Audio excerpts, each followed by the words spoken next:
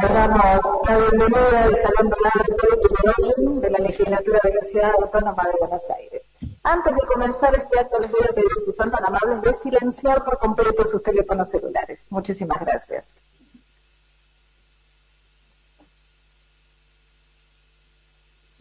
El 22 de octubre del año pasado, el Cuerpo Legislativo de esta Casa sancionó la declaración número 485 que dice: declararse de interés para la comunicación social y la cultura de la Ciudad Autónoma de Buenos Aires al libro Mario Abel Amaya, Entre Tosco y Alfonsín, del periodista Jaime Rosenberg.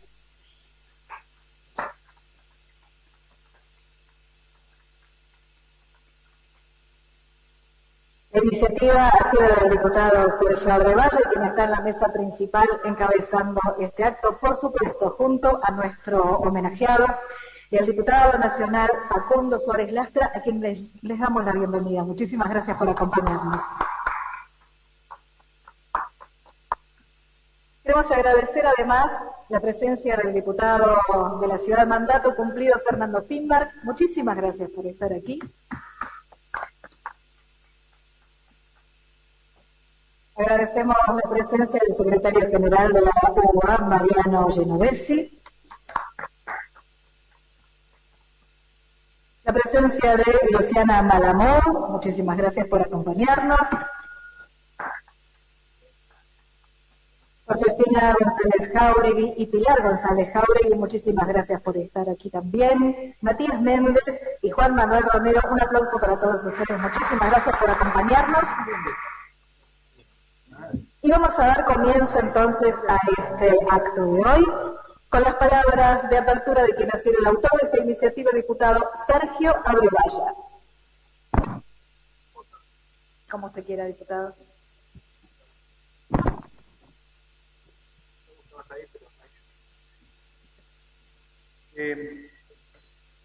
Para mí este libro sintetiza varias cosas importantes.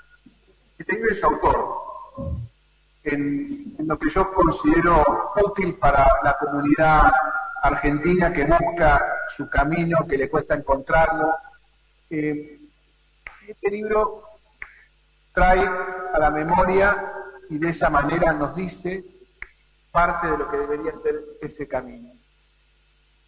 Y empezaría por el autor. El autor, para mí, se lo decía el otro día por teléfono, forma parte de una nueva generación de periodistas que investigan la historia y hacen accesible la historia. Y su relato, gracias a eso, permite que muchísimos jóvenes y aquellos que no vivieron esa historia accedan, la lean. A veces es más ágil incluso que la de un historiador, pero tiene los trabajos muchísima precisión, porque están en general hechos con la lógica de investigación que tiene el periodista, y esa lógica se traduce con claridad en texto, lo ven en las entrevistas y también en los documentos que busca, en la reproducción de fotos, es siempre muy completo. La segunda cuestión, para mí importante, porque, insisto, porque es importante, la primera esta, reivindicar quienes cuentan la historia y esa historia que necesitamos que sea contada. La segunda se ata a mi militancia. Yo soy más joven que Facundo, pero cuando yo empecé a militar en el año 82, empecé en económicas, después no fui economista, fui abogado, y mi militancia barrial comenzó en el mismo comité en el cual Facundo ya era alguien importante, y el aprendizaje de lo que eran las luchas de los radicales por la reconstrucción de la democracia lo hice en ese comité. Por supuesto, fui a cursos, asistí a otros eventos en los cuales te iban contando la tradición oral, era lo más importante, y te iban contando las luchas del radicalismo, incluso en favor y en defensa de la vida de los otros. Eso yo lo fui aprendiendo desde ese momento. Después tuve la suerte de trabajar de cadete en el primer congreso, es decir, en el 1 de diciembre del 83, que es el primer nombramiento del bloque radical. Estoy ahí en la última categoría, y entonces empecé a conocer los nombres de esos que me habían contado antes, los nombres de abogados, ¿no? Conocía a Marchesini, otros que por ahí no eran abogados, a Piusi, la Chiche López, del hermano, es una parte importante de Chubut, que habían sido hechos diputados por Alfonsín porque habían presentado habeas corpus defendido a todo, no le preguntaban de qué partido era, a todo el que de la dictadura o ya en el 75 sufría apremios ilegales. Y esta historia en mi cabeza se escribía como los ejemplos de aquellos que no importa las consecuencias sobre sí mismos, se las jugaban por otros. Yo tuve la suerte además de conocer a un ciudadano ilustre de la ciudad de Buenos Aires que en realidad lo conocía de antes, pero de entender su historia, que era Bob Fox, que me dijera que publicaba el único diario que publicaba las historias de los desaparecidos tratando de salvar, porque muchas vidas los salvó. Ahí además supe la importancia del abogado que se la juega en la Argentina. Entendí, escuchándolo, sobre todo lo recuerdo a Marchesini, contándome lo que había sufrido en Misiones, yo lo consiste. Entendí por qué Alfonsín los había hecho diputados, no tenían un solo voto, pero en la dictadura habían ido por el camino correcto. Y lo habían hecho siempre en favor de la democracia, que es algo que Jaime recalca en el libro, como muchos dirigentes del radicalismo, incluido Amaya, se mantienen esa difícil línea. Bueno, pues Facundo, puedes contar algo de eso porque es tu vivencia. Se mantiene la difícil línea de no embarcarse en la violencia para resolver los problemas argentinos y mantenerse en los límites del sistema democrático. Pero aún a aquellos que no entendían este concepto, los defendían los abogados de una cosa notable.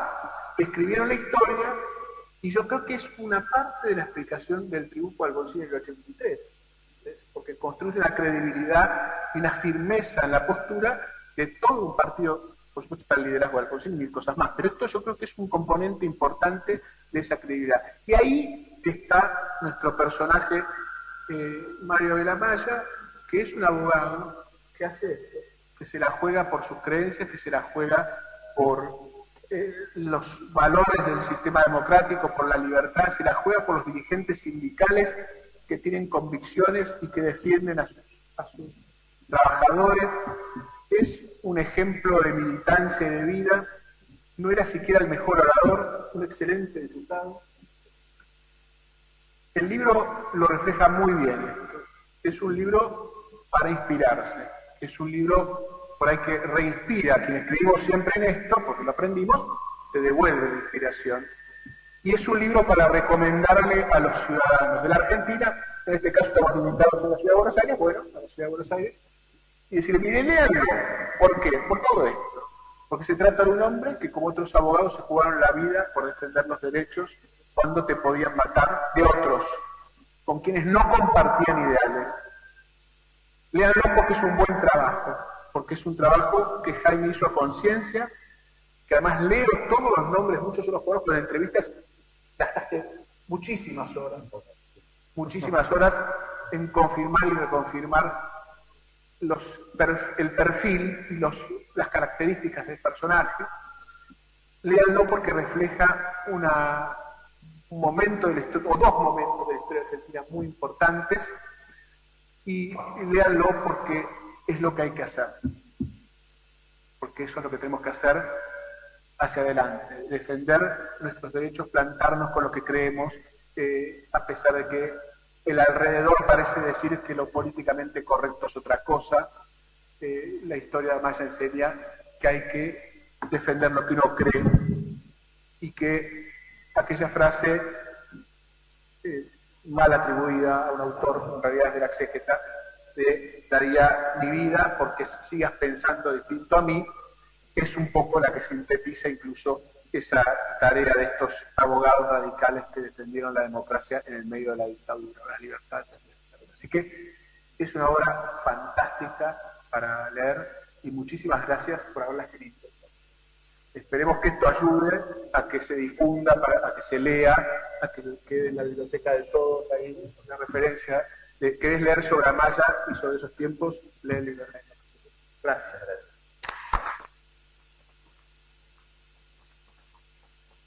Muchísimas gracias, diputado. Y vamos a escuchar a continuación las palabras del diputado nacional y exintendente de la capital federal, Facundo Suárez Lastra.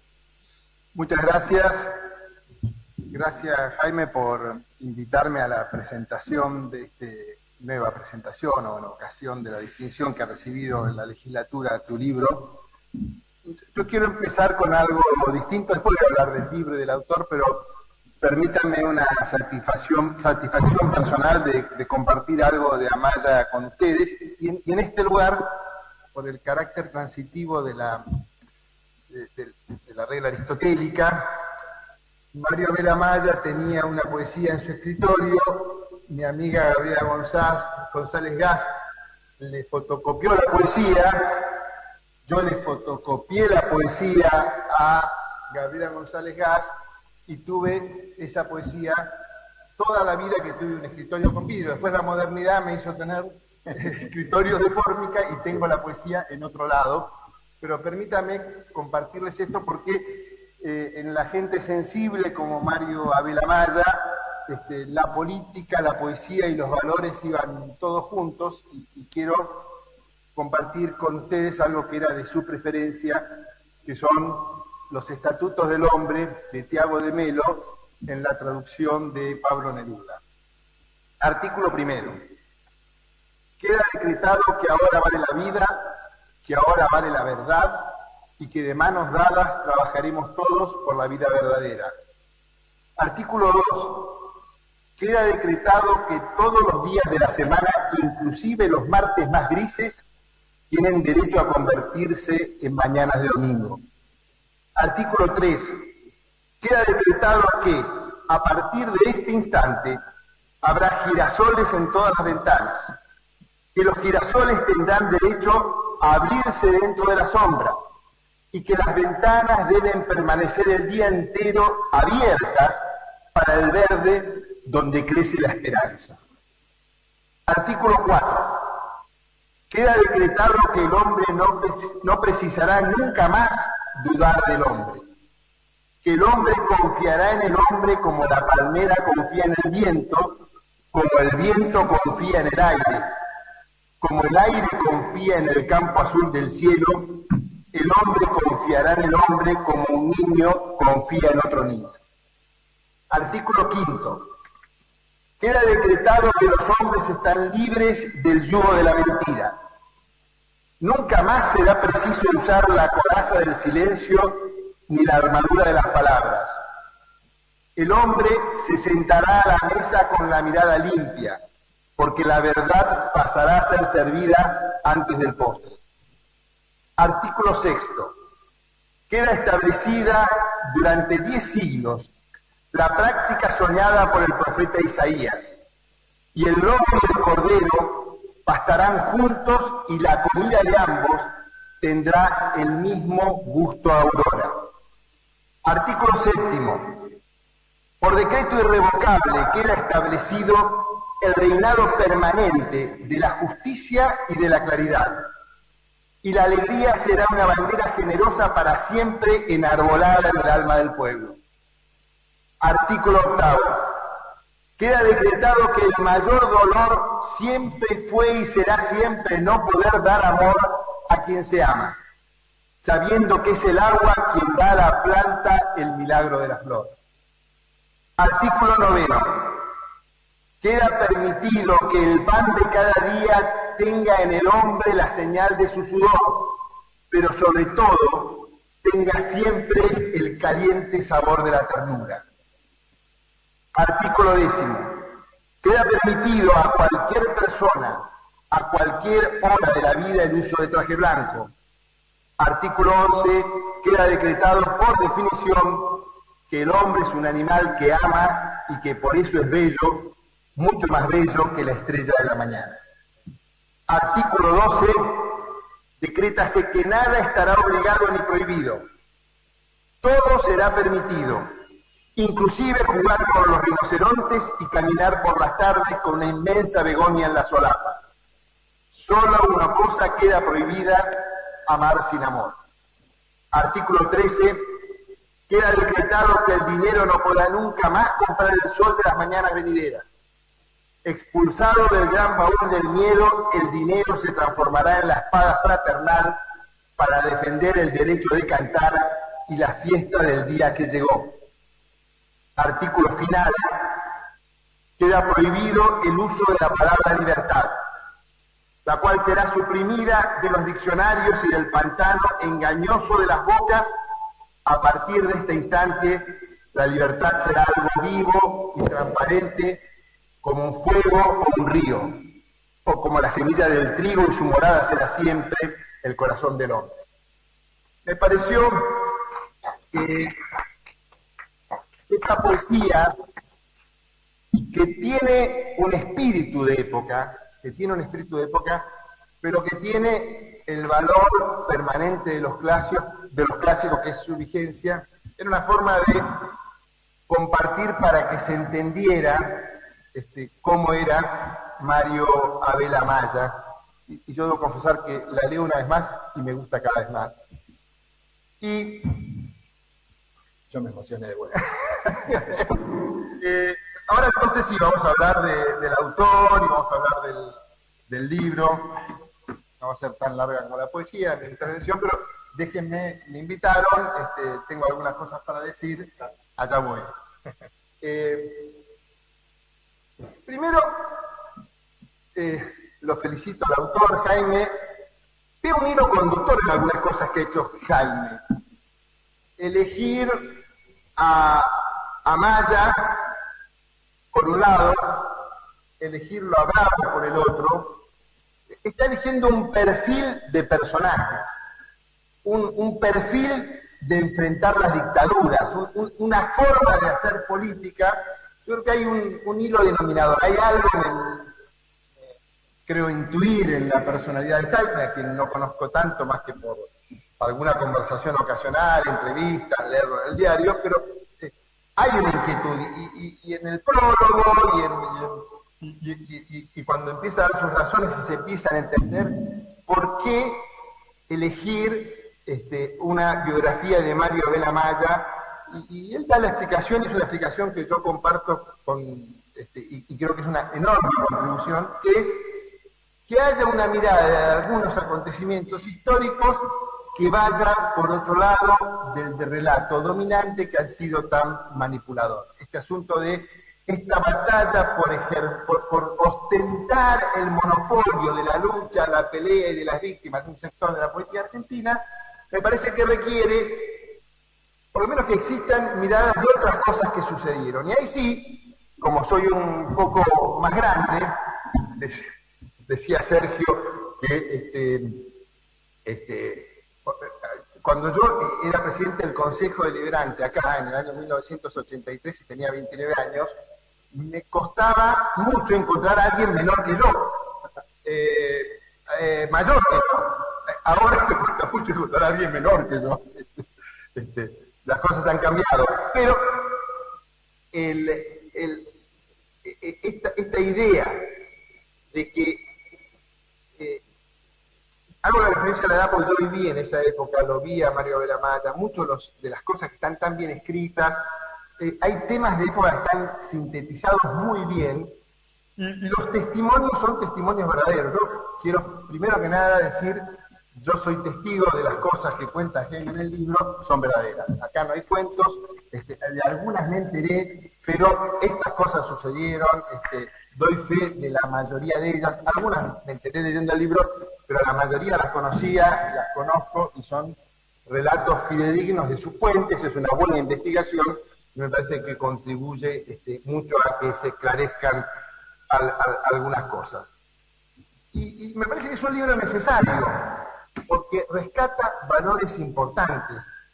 Yo diría, el perfil, yo a Mario no lo conocí tanto, estuve cerca, estuve en reuniones en la facultad, él era titular de una cátedra, yo era dirigente de la Franja Morada, nosotros le mandábamos alumnos digamos, no vamos a decir que en el año 73 había mucha libertad académica, libertad de cátedra, porque había libertad de cátedra, pero había habido, así como había habido persecución antes, cuando llega a la JP, a la facultad, también hace persecución. No era un modelito, pero nosotros habíamos logrado varias cátedras, y Mario tenía la cátedra de Introducción al Derecho, y nosotros en la mesa de la Franja Morada, a las cátedras de Amaya, Marcelo Stubble también era profesor, había varias cátedras de dirigentes radicales que nosotros inducíamos a los estudiantes con la teoría de la libertad de cátedra a que asistieran. Entonces teníamos una relación con la... Y más, mi amiga Gabriela González Gas, que era compañera de militancia y muy querida amiga,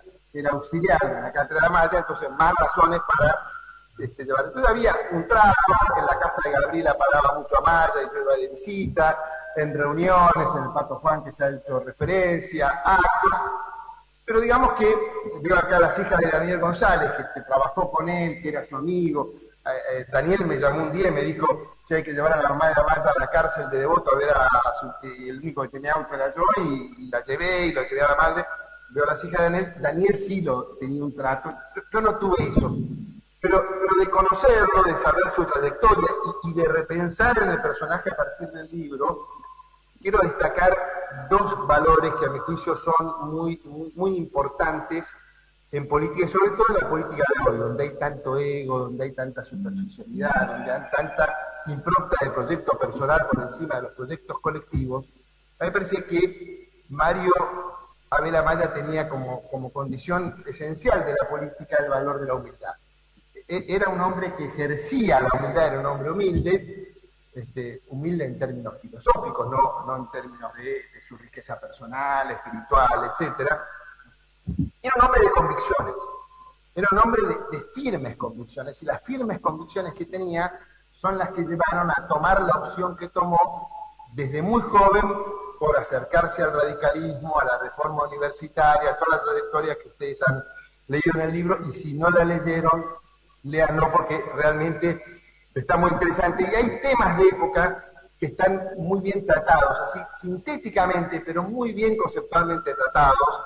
Yo creo que de alguna forma, cuando uno se pone a escribir algo, escribe para procurar entender, y la escritura le va dando mayor entendimiento. Y creo que se nota en el libro que Jaime fue entendiendo muchas cosas y las describe muy bien. Procesos como lo que pasaba en la CGT de los argentinos, Tosco, las razones por las cuales sectores progresistas del radicalismo se sentían cómodos con la CGT de los argentinos y no cómodos con la CGT que había volteado al gobierno de Ilia, la relación de Tosco, digamos, cómo aparece la relación entre Tosco y Amaya, cómo termina Hipólito Soler Irigoyen siendo su abogado y Mario su apoderado, y a partir de ahí se genera una relación de respeto que inclusive llega hasta la posibilidad de armar algunas propuestas políticas que yo no compartí en su momento, ni sigo compartiendo ahora, pero que formaban parte de la dinámica de la época, pero está muy bien descrito. Y lo que me parece que yo no lo tenía tan presente, yo tenía un poco la idea que expresó y con la mejor buena fe, y para que hagamos una cosa de que nos escuchamos, de Sergio. Sergio no mencionó a Mario, mencionó a Chiche y López y a otros que terminaron siendo diputados por el fenómeno del alfonsinismo. Yo creo que el caso de Amaya fue al revés. Y lo describe muy bien en el libro Jaime, porque la militancia de la presencia en la masacre de Peleu, que lo escribe muy bien y la escribe muy bien, generó un fenómeno que yo advierto con la lectura del libro, y lo constato porque me hizo conversar con alguna gente en la lectura del libro, que es esa cosa que pasó en el pueblo de Trelew a partir de la masacre de la cárcel de Rawson, que generó una solidaridad, no un compromiso ni con la violencia, pero una solidaridad con la persecución de los encarcelados y con el perfil personal de Mario ejerciendo la profesión, que hizo de Mario un abogado de estudio chico, de pocos asuntos, de poco dinero, de mucha vocación profesional.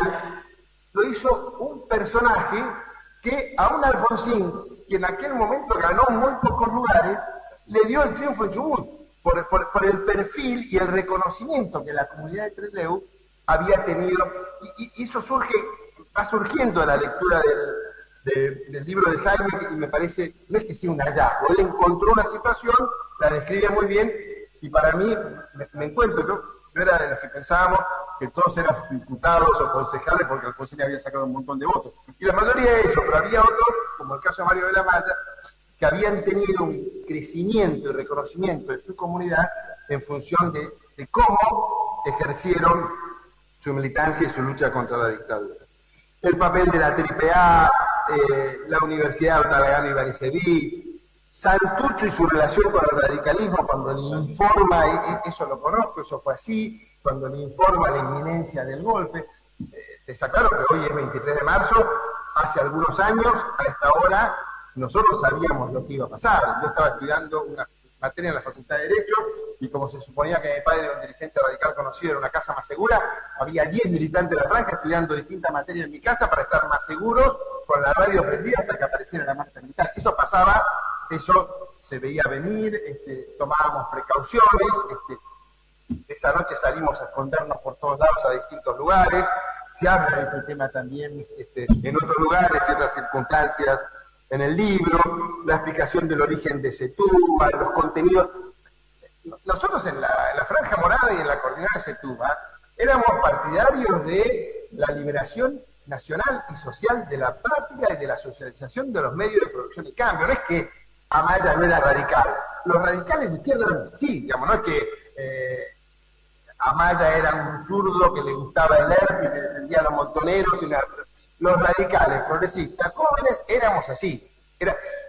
Cuando Amaya hace la ley de vota a favor y hace su discurso a favor, que está en el libro de la Asociación de la Banca, nosotros programáticamente éramos partidarios no a la Unión Cívica Radical como tal, la coordinadora, los jóvenes, un sector más de izquierda del alfonsinismo, expresábamos eso. Éramos, como somos ahora, recontra radicales. Y pensamos eso, digo, porque aparece siempre, y apareció mucho radical en mi tío Leopoldo Suárez, un radical conservador de la provincia de Buenos Aires, que era diputado nacional con Amaya, decía, no le tengo mucha confianza a Amaya, no es muy radical. Me decía, mi tío, a mí en confianza, yo era amigo de Amaya, o sea que, y mi tío era Balbín, y era eso, el radicalismo, había una mirada recelosa de Amaya, pero Amaya no era un solitario en eso, había toda una corriente en el radicalismo que expresaba esas ideas.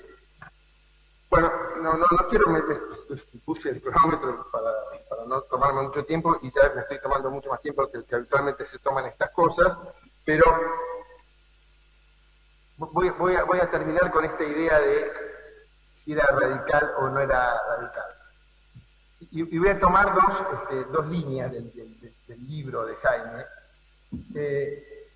Lucio Garzón Maceda, un diputado que con Rojo era el estudio, gente de izquierda, vinculados a Lerpa algunos, vinculados al Montonero el otro, el hijo de Diodoro Roca, que también era parte de ese estudio, escribió sobre Amaya.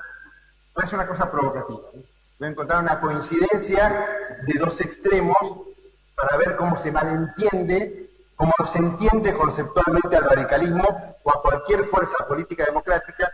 Veo ahí un amigo socialista que podría hacer exactamente lo mismo, como hay cosas que no entienden los militares y que no entienden los guerrilleros. Entonces, Gastón Maceda dice, no tenía mucho de radical, decía Lucio Garzón Maceda.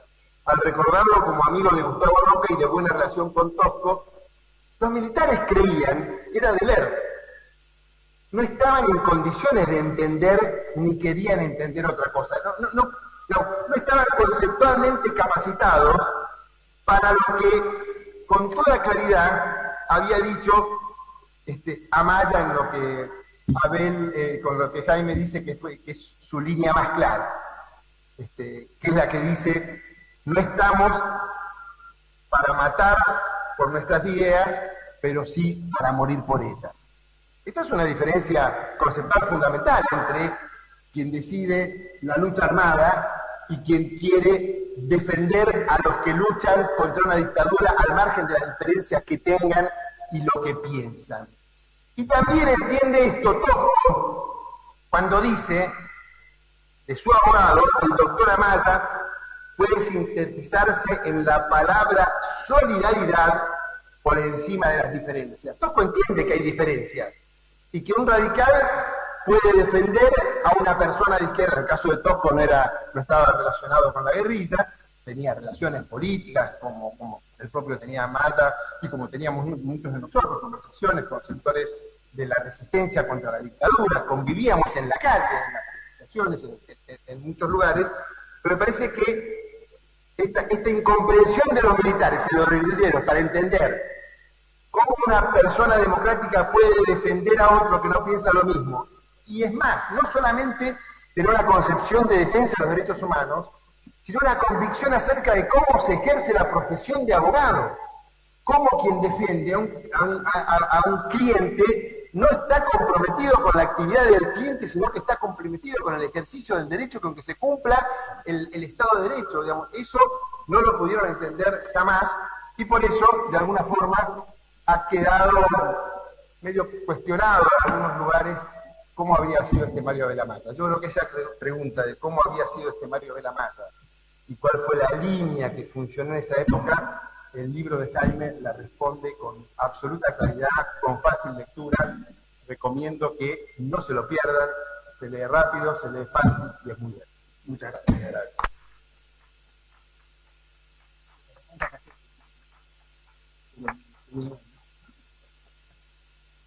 Jaime Rosenberg nació en Buenos Aires en mayo de 1968. Es licenciado en Ciencias de la Comunicación por la Universidad de Buenos Aires y máster en Periodismo por la Universidad de Itela. Es periodista de medios gráficos desde 1991. Trabaja como redactor de la sección política del diario La Nación desde 2002. Como periodista acreditado por ese medio en el Congreso de la Nación entre 2002 y 2009, y desde diciembre de 2015 en la Casa Rosada cubriendo giras presidenciales. Desde 2013 conduce su propio programa, La que se nos viene, por FM Millennium, y es columnista en CNN Radio. En 2018 publicó su primer libro, Alfredo Bravo, un maestro socialista, y hoy se lo distingue por su libro Mario Abel Amaya, Entre Tosco y Alfonsín, declarado de interés para la comunicación social y la cultura de la Ciudad Autónoma de Buenos Aires a través de la Declaración 485, de la cual ya estamos dando cumplimiento. Vamos a hacer entrega, mejor dicho, quien ha sido su autor, diputado de Sergio Arevalla, va a hacer entrega a Jaime Rosenberg del diploma que acredita su libro de interés para la comunicación social y la cultura de la Ciudad de Buenos Aires.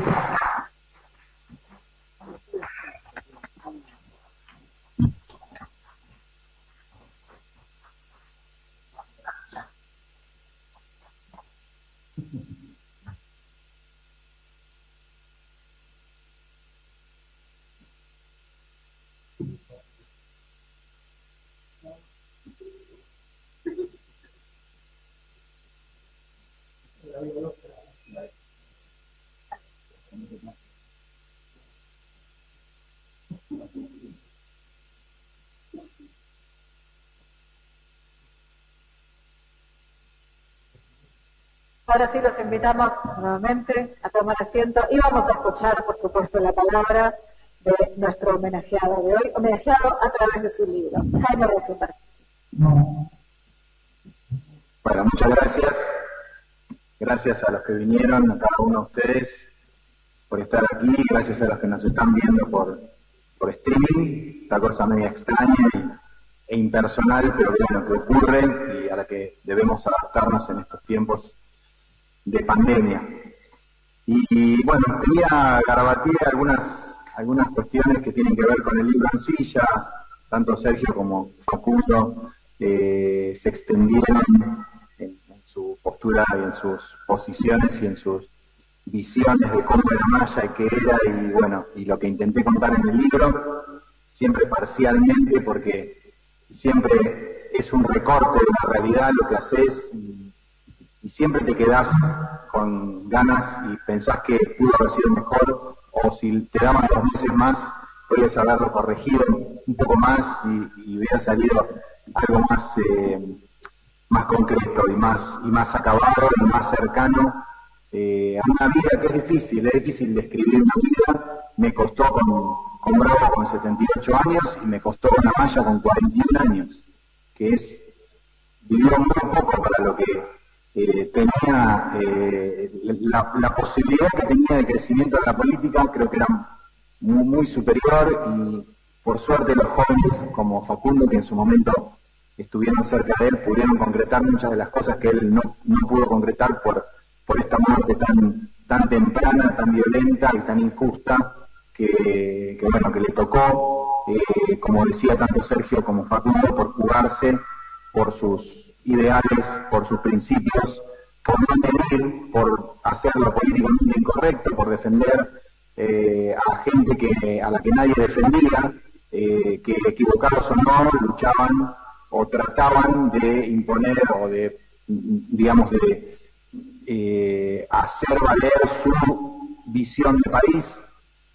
Amaya creía que estaban equivocados en el uso de las armas, se los dijo, se los decía, pero por sobre todo los defendía igual, cosa que, bueno, le emanó el odio de un sector del radicalismo, eso también hay que decirlo, bueno, el respeto eterno de los jóvenes, que hoy no son tan jóvenes, pero siguen llevando a Amaya como bandera, y eso, no sé, un poco, me parece que es un legado interesante que Amaya nos dejó. Ahora sí, me emocioné con lo de la poesía, porque creo que al leer esa poesía, que Facundo hizo bien en dármela cuando nos vimos en su casa, creo que ahí condensó un poco el espíritu de la época, que es lo que intenté describir. Un poco esa cosa romántica, un poco descuidada, tal vez temerario para algunos, pero siempre fiel a sus principios, ¿no? Entonces, le agradezco a Facundo esa vez que me dio la idea de esta poesía y también que la volvió a leer. Y bueno, simplemente compartir algunas vivencias de lo que le pasa a uno cuando empieza a escribir un libro. En principio es como un rompecabezas que va llenando con distintas piezas que se van uniendo a veces de manera media loca y media insólita. Uno te va diciendo de una cosa, otro te dice busca en tal libro, el otro te dice te recomiendo a tal persona que lo conoció cuando estudiaba a los 20 o a los 30 o a los 40, y se va haciendo este rompecabezas que con mucho trabajo se va llenando y de alguna manera se va generando un círculo que se va cerrando cuando vos tenés toda la historia más o menos completa, y podés decir, bueno, creo que entendí un poco el personaje, lo pude entender, lo pude ingresar adentro de su cosmovisión y pude describir un poco quién era y qué quería hacer, ¿no? Después está el segundo círculo, que es el círculo necesario, imprescindible para que ese libro se conozca y sea realidad, que bueno, ahí tiene que ver con la edición que bueno, en este caso agradezco a la Editorial Universitaria de Buenos Aires, Eudeva, y en la persona también de Mariano de la UBA, donde Amaya dio clase, como bien dijo Facundo, porque bueno, fueron los que de alguna manera realizaron y pudieron entender, y les gustó el proyecto, les gustó la idea, y Luis Quevedo, que es uno de los responsables de que este libro haya salido, me decía, y bueno, para ir a una guerra, antes que armas tenés que tener una bandera. Y creo que Amaya, para los radicales, para muchos radicales y para muchos de los que creemos en la vigencia de los derechos humanos, de los derechos de todos, es una bandera. Debería ser una bandera, por lo menos. Para muchos es una bandera y debería serlo para todos. Así que bueno, muchas gracias a Eudeva. Y bueno, finalmente, no sé si finalmente, pero otro de los círculos son los lectores que bueno, hacen que valga la pena haber pasado horas robándole a la familia, a los otros trabajos y a la vida personal para poder llegar a destino, y por eso también le agradezco a Sergio, porque bueno, significa para mí un reconocimiento de esta legislatura, de esta ciudad, donde Amaya pasó sus últimos años. Lamentablemente fueron pocos, pero bueno, fue electo diputado en el año 73, con la asunción de Campo, y bueno, su vigencia como diputado terminó el día del golpe, justamente hace 45 años, el 24 de marzo del 76.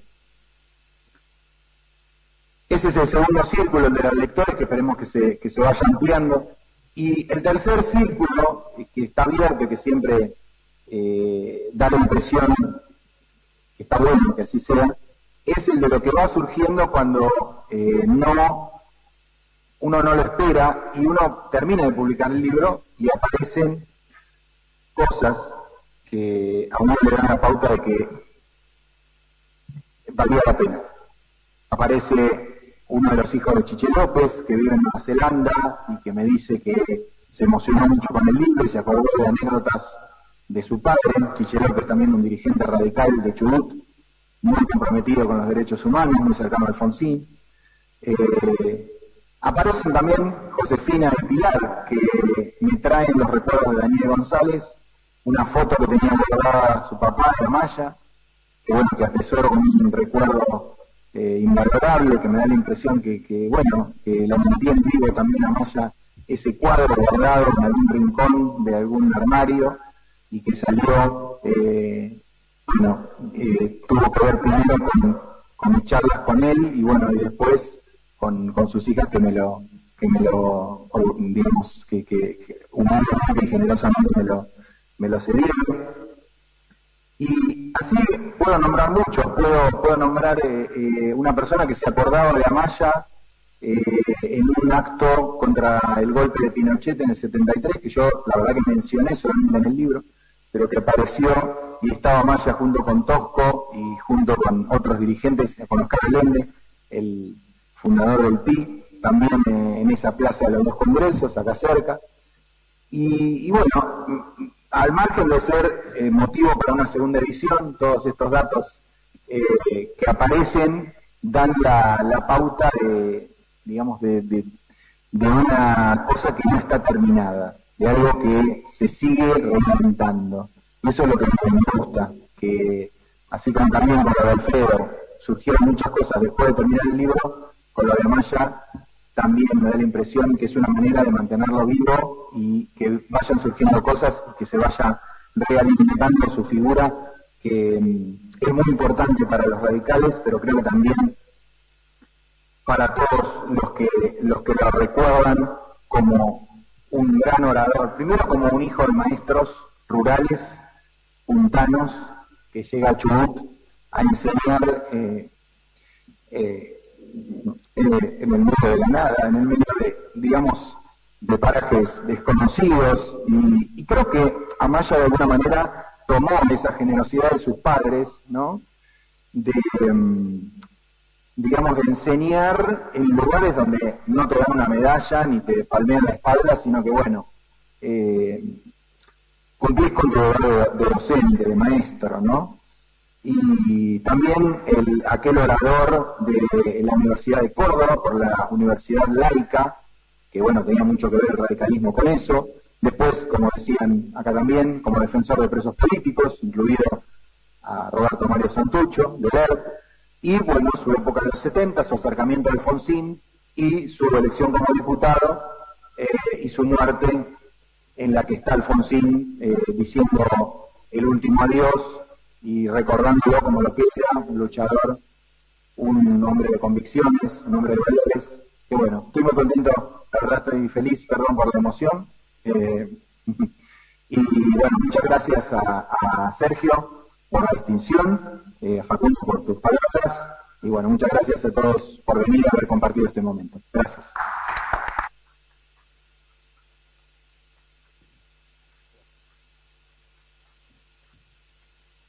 Muchísimas gracias entonces a todos por habernos acompañado. Los invitamos al hall de honor, en donde hay un cafecito esperándolos.